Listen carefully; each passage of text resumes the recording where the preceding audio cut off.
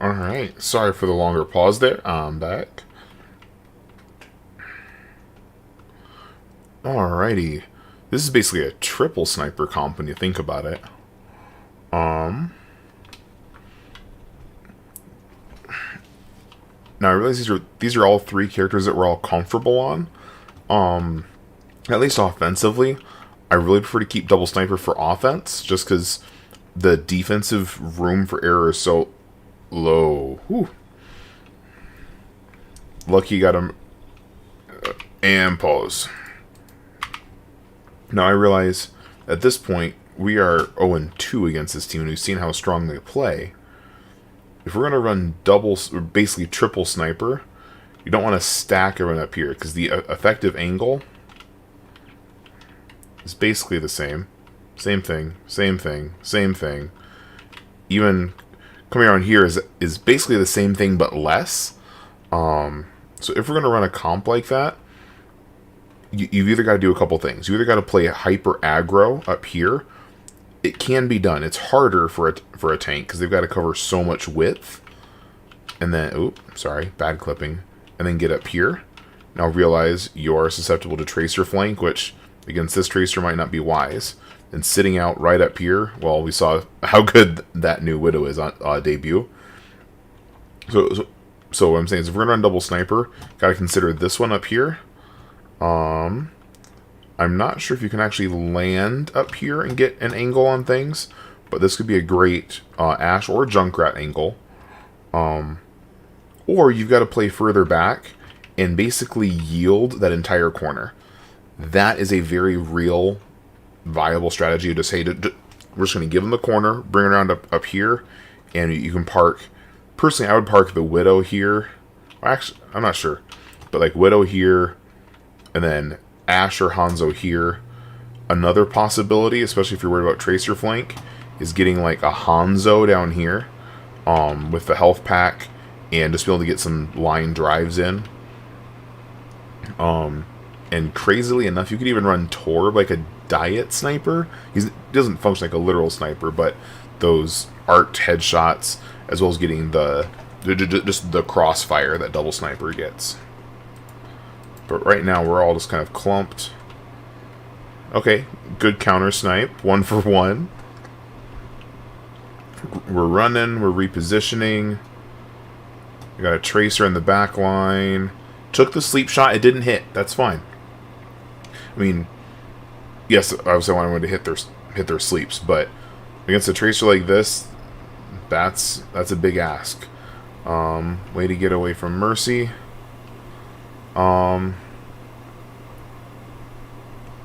Way to keep dancing, but that Widow's hunting. Oh, yep.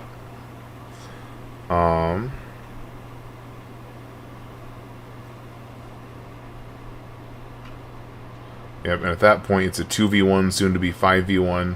Just gotta get out. Ooh, can Widow? Yeah, nice one. But Trace's already on the flank. Looks like you saw that. Good rotation. But did you tell the supports? Oh. I can't tell if... Oh, didn't get the sleep, but took the sleep. That might have been a little bit early. Just, like, as you're getting more comfortable with that ability usage. Oof, rough. Now keep in mind that the nade won't actually prevent any of the bomb damage. It just boosts healing to those targets on your team. And so the bomb is still going to blow up and kill someone like it did with Ash there. Oof. Yep, and they're just pressing W at this point.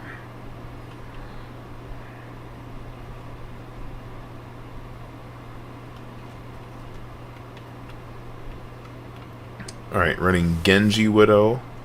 Good swap.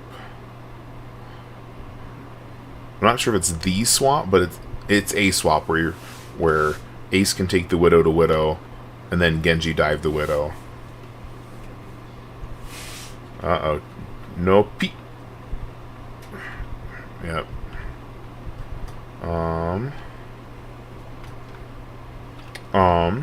So, going back to sleep darts on Tracer, if at all possible, you want to dance, and then wait for an ability usage. So if she blinks and then stops, she doesn't like double blink, but just blinks, blink, and then find the new spot, and then a lot of tracers will keep with their same momentum. So you can see blink, and then just shoot right there, easy sleep. Another one is when they recall. If you've been tracking them, you can kind of see, oh, they're probably going to be about there, pre-place, and then hit your sleep, because they're close to where you thought they were going to be. One thing that this team is doing that I really love is, like, they realize the pressure that their tank and DPS are getting, so that really most of the, like, they're just leaving their long-range support on the point to push it, while the rest of them keep getting space and value. And really, this Lucio is an undersung hero for their team, because he's just zipping back and forth, getting lots of effect, both between healing and speed for his team.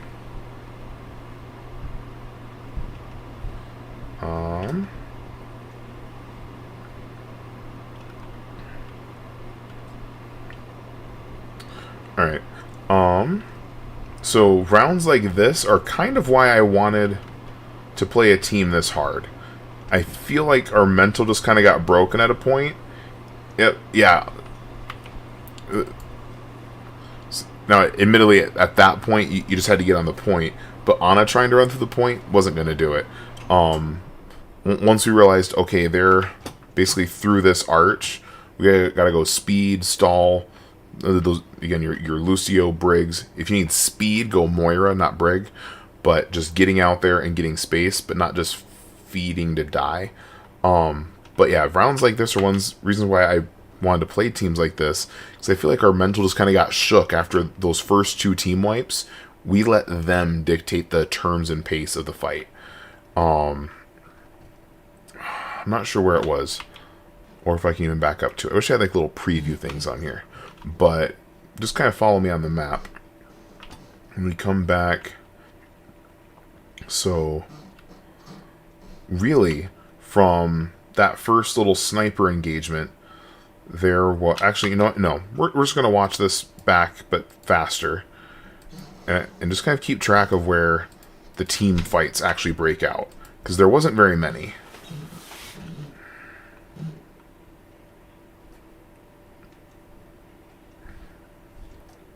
And frankly, I would almost rather give up space and time and get fewer team fights if we can get a more effective team fight, whether it be getting a comp switch, getting an ult combo set up. Okay, so here's our first team fight of sorts. We got like the sniper engagement, and we're kind of dancing back and forth. We're looking at it.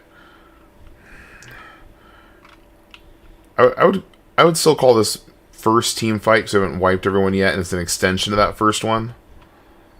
But let's be generous and call it two team fights. You know what? Yeah, let's just call it 2 team fights. And then, so one protracted team fight, and then a free push all the way up. Meanwhile, actually, one second. I kind of jumped ahead of things.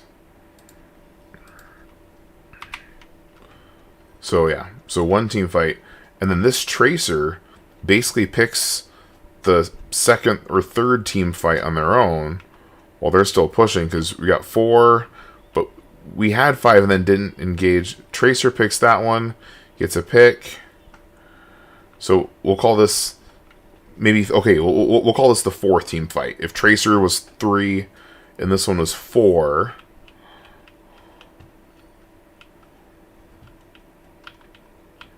oh, one second. But now we're trickling. This is 5. Alright. So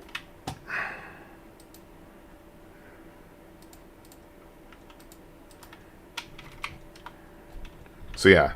And keep in mind, this is a poke fight with the Orisa, Lucio, Genji. So yeah, this is fairly pokeable. But still, it's just 1, 2, 3 on 3. But even then, these 2 are right there in line of sight. So really, it's a 3 on 5. If they really want to take space and control the kills. So we started the 5th team fight undermanned.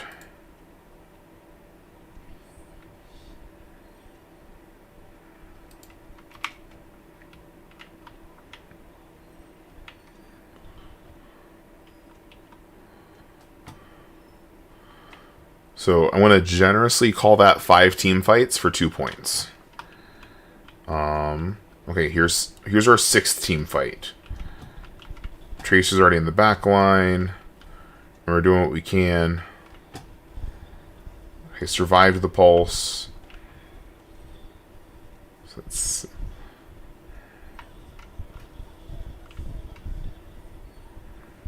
Just given the fight and ult continuity, this is still very much 6. Okay.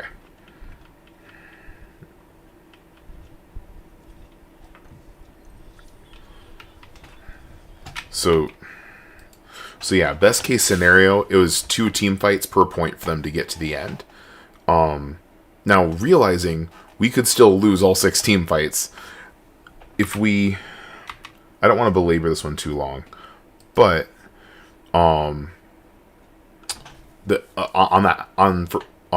point 1, where it was basically one protracted team fight, and then we get stuck up on the high ground. If we can, okay, we're down 2, and either just jump off that back edge, or actually run away from the tracer, we can reset, and okay, we are bunkered up, ready to hold at the first choke point. And we would get a more effective team fight instead of one really stretched out, maybe 2 team fights that we had. Same thing up on the high ground. One measly tracer, now don't get me wrong, it's a very skilled tracer, basically pulled their own team fight and forced an engagement and cooldowns from our team and really all they used was an ultimate and some damage. Positioning and being ready to return fire basically creates that threat that Tracer has to back up. Hey, Tracer, regroup. And so it's one of the great benefits of using high-speed characters like Tracer and Echo and Genji, Lucio, because Winston, Hammond, because they can push tempo on an enemy team and not allow them to regroup or engage. And if you can do that, even if you don't get the kills, but just, I'm going to chase, and now this is my point of unsafety, and now I'm going to retreat, that's going to change the threat threshold that the teams operate on. So instead of getting 2 well-formulated team fights, we had 6 team fights, and 3 of them weren't really solid, just because we got frazzled and into it really quickly. And so even if we have to give time, or even if we accidentally C9 the second point kind of thing, if we can set up, okay, here's what we're going to do, we're going to get the characters swap that we need to swap, that'll give us a much better, a better quality engagement, even if we ultimately end up losing it.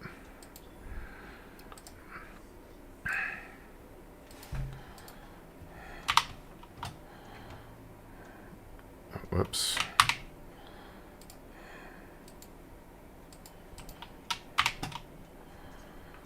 Alrighty. Now, admittedly, this is cheating, because I want to come out here and see what y'all can't. I'm going to look at this from the point of view of the team that's shooting at you. Now, in terms of personnel, y'all are pretty used to, okay, Kiriko, Lucio, they switched to Mercy. Mercy's a good switch just based on the spawn times and running a Widow. But, so, Kiriko, Mercy, Orisa, Rom on Tracer, and the Widow's not new. They played Widow last round.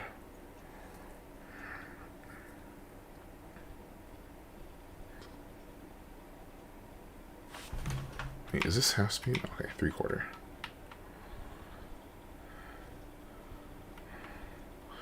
Oh no! Okay.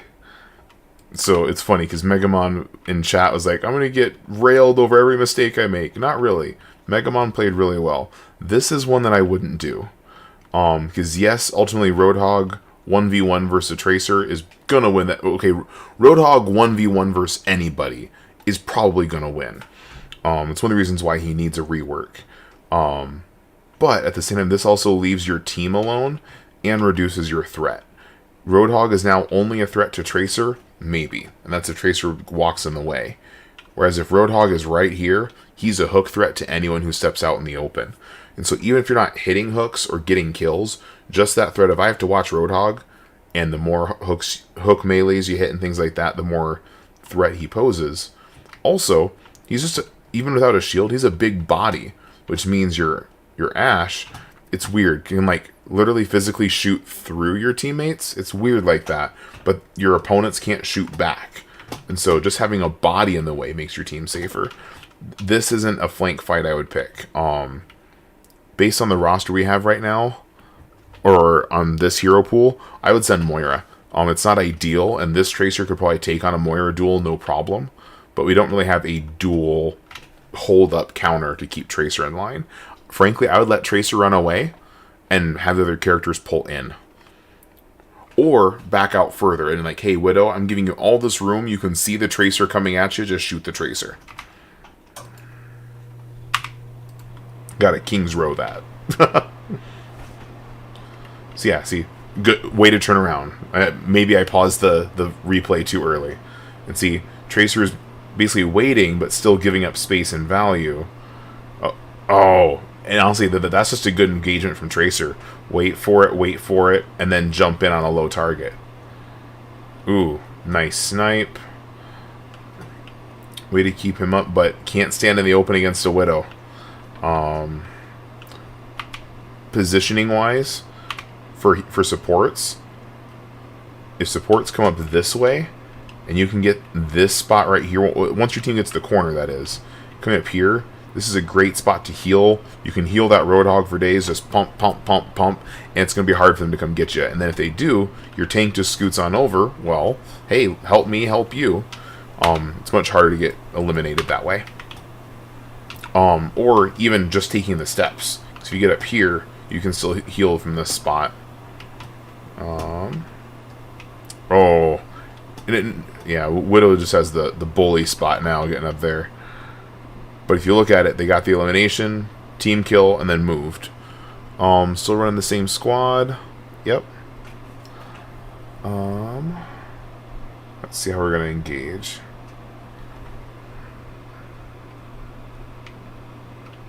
Ooh. Nice. Very carefully placed. That slow movement makes it hard for opposing players to track where you're at, especially if you're coming out from like behind natural cover.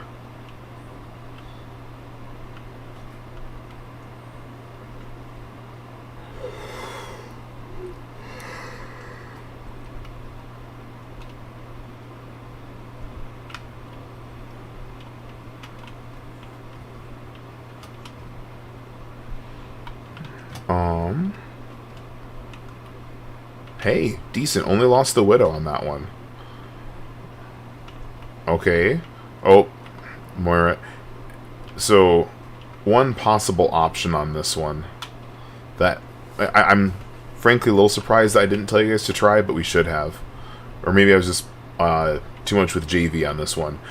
A monkey switch would have been really good. If nothing else, to force a grappling hook cooldown out of Widow. And change the freedom that they're playing. Because right now, they're pretty much just free shooting.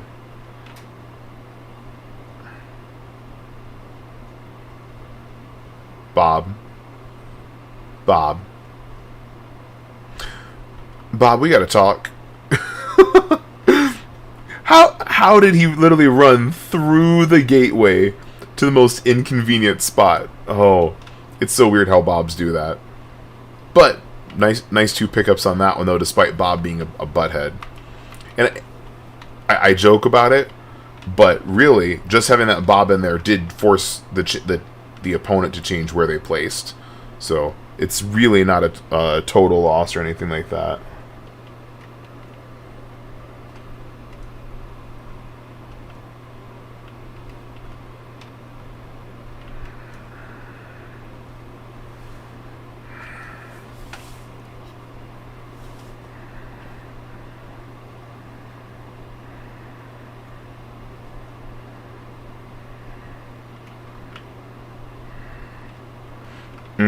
Yeah.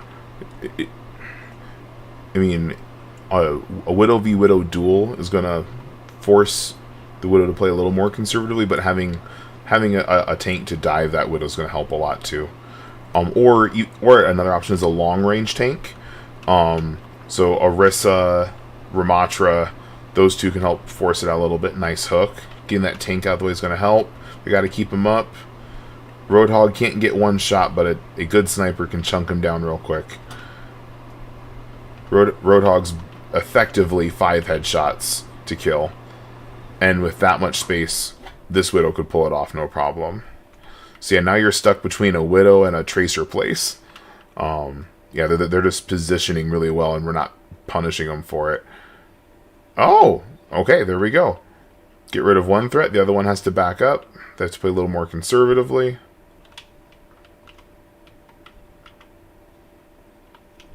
Yep, and then Widow's just getting out. Very nice.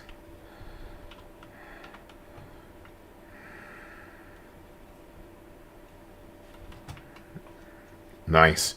So even though it wasn't pretty and it took a little while, it's still taking points. Good trap placement. There, oh, there you go. That's the Junkrat cover that I was talking about in the first map of lobbing it over so you're a little safer. But yeah, definitely don't want to go skyward with this Widow. But unfortunately, yeah, I'm still just seeing. Okay, Bob's gonna force a change, but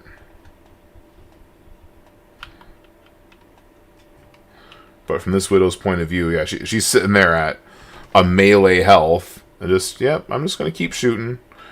The other thing I like, though, from their Widow is they're not... They might be spamming I need healing button, but not even worrying about it. Like, perhaps a little bad lazy, because the health pack is right there. Oh, that's a bummer. That's a duel Bap could have won. And frankly, that's probably just an error on their part, because they would have thought about it, oh, there's a health pack right there.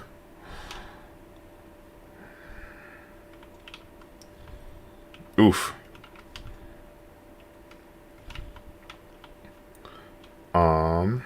Okay. Good pickup on that one. But keep in mind, Widow is still just free shooting.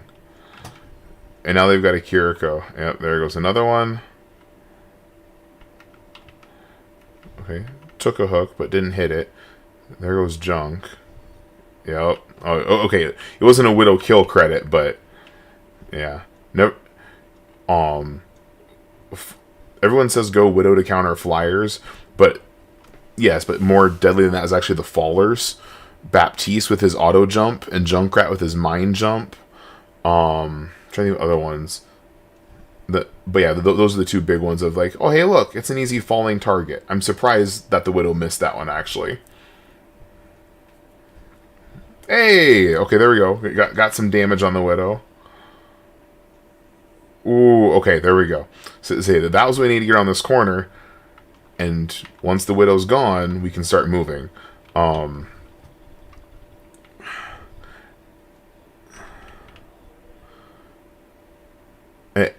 At that point, oof, that's rough. At that point, or really this point or the first point, some kind of tank switch to either enable the DPS to get the long range effect, or to counter the sniper. So Diva, Winston, Ball. Heck, even worst case, a Reinhardt to just shield long enough to kind of push it up as the sniper keeps sniping into the shield.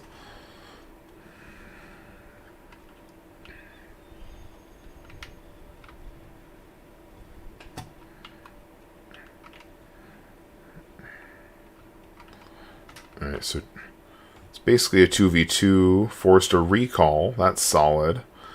Now at this point, I remember how this last fight goes. A lot of it comes down to clock awareness, because you got the tank on the point.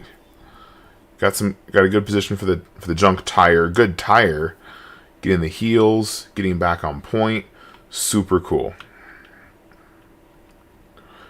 And we are on track to get the second point. Spoiler alert, ultimately we don't. But I kind of want to break down how it ends up looking. So right now we've got 3 people on point. 3 is ideal for speed, but really you only need 1 to not give up the point. And look how close they wait to engage. I actually want to back up real quick. As we're coming into this, watch what the enemy team is doing as well. So Tracer's still being a pest, but still ultimately don't die. Widow gets a pick. So yeah, they're not like engaging, and the first one to really run in there is the tank. Okay, the tank gets trapped, and then Lucio, and then effectively all 5 members of the team are on point, and the DPS, they just kind of waited back. Okay, I shouldn't, like, I can jump in if I need to, but I'm not going to be the first one, because if I do, I'm going to die. And then they start popping ults, and then I'm not sure what happened on this one. Yep, because you just backed up and gave it up. Oh, and there was a spear. Okay, I saw that second one. Because sometimes Whole Hog can push people off points. Just to back up a smidgen. Ideally, what I would love to see in a situation like this, based on the composition we were running, so we got Junk Tracer, DPS, free up the DPS to run wherever they need to do to confirm kills.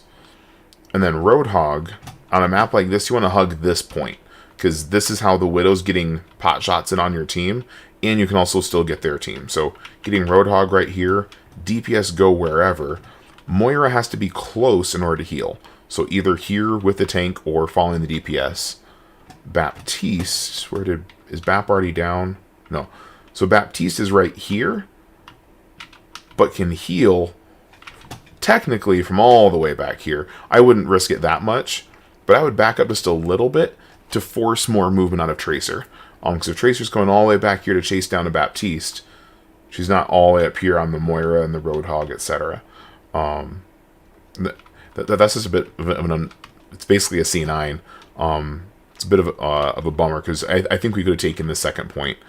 So when it comes down to those overtime moments, things for everybody on the team. Sorry, this one's a little longer than the others. Basically realize as a tank, it's your job to either stay on point, or, and I do this a lot when I'm playing Winston, either for speed or if I'm chasing down a sniper, I will tell a character, Bat, pop on point. Support, stay on point. That's not a hard and fast rule that supports must always be on point. Because like I said earlier, you want a Bap and an Ana, you want them away from the point. You want a Zenyatta away from the point. If he's the one physical presence there, it's not good. He's going to get wrecked. But if you need to switch, hey, Ana, come to point, bring the Ana to point, while the monkey jumps off to get the Widowmaker who could pick off the Ana. That's a symbiotic relationship. You got to wait until they get there. Okay, go. And then using that two-way communication between, in this case, tank and support, or DPS and tank, or DPS and support, and all the different options there, to make sure that someone's on the point. In terms of comms, it comes down to the tank, but as a tank, don't just expect to command that everyone's going to stay on the point. However, it's actually bad Overwatch to just say, okay, I'm the tank, I'm sitting on the point, because there are times, especially depending on the tank that you play, that the tank should be the one running off to do something, and the support stays on the point. Or, in some cases, perhaps even the DPS. Like, if you're running Lucio, Moira, and you're supporting a Tracer and a Winston that are diving in on the team at spawn to keep them locked in, well then, okay, the Ashe DPS is the one who's sitting on the point. It's not perfect, but it's a way to ensure that you're getting the most value based on the space and that effective range of the characters you're playing. Because to just sit there, well, I have a range of 15 meters. The opponent's at 50 meters. I'm getting value. No. So either close the gap or make the gap, depending on what the range is of the character. So this was a tough fought one. They really basically a tank swap to something to counter the Widow would have helped, as well as some tank play on this one. So this one I get to pick on Mega just a little bit, but overall still well fought.